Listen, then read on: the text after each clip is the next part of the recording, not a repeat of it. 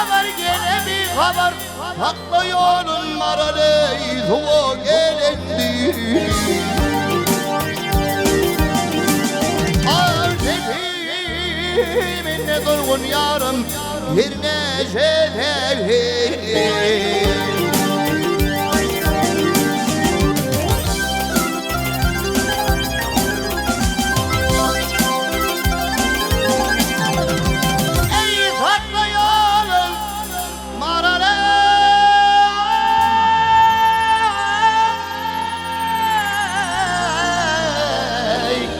Eyvah zuva gelendi.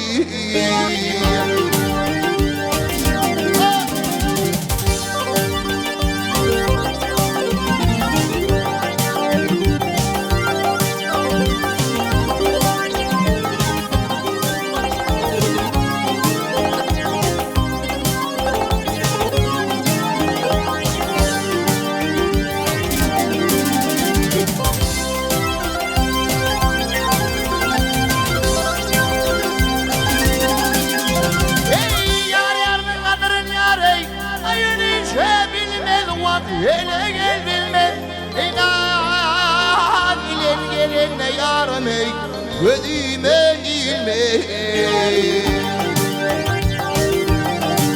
Ay şu çeşmenin gayrı yarı bir yerden su alma.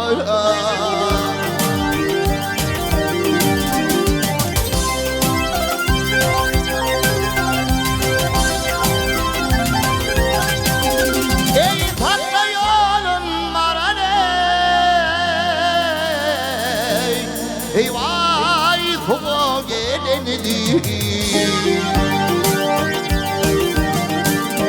Ey paralı gelendir ey tuğ gelendi.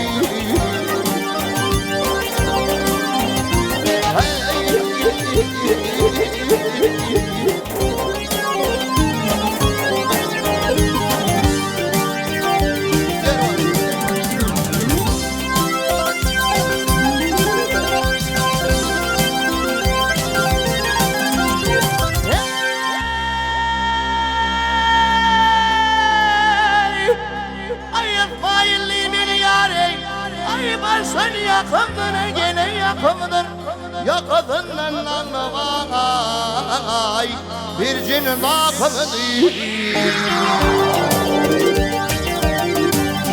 Ay kıyılar bilin bağa yarım değdi şokımıdır.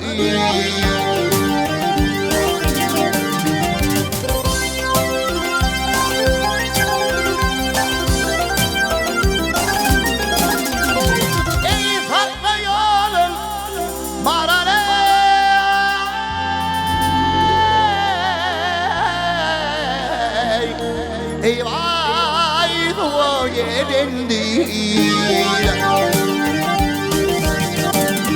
Ey paralı gelendir ey tuğ gelendi. Ay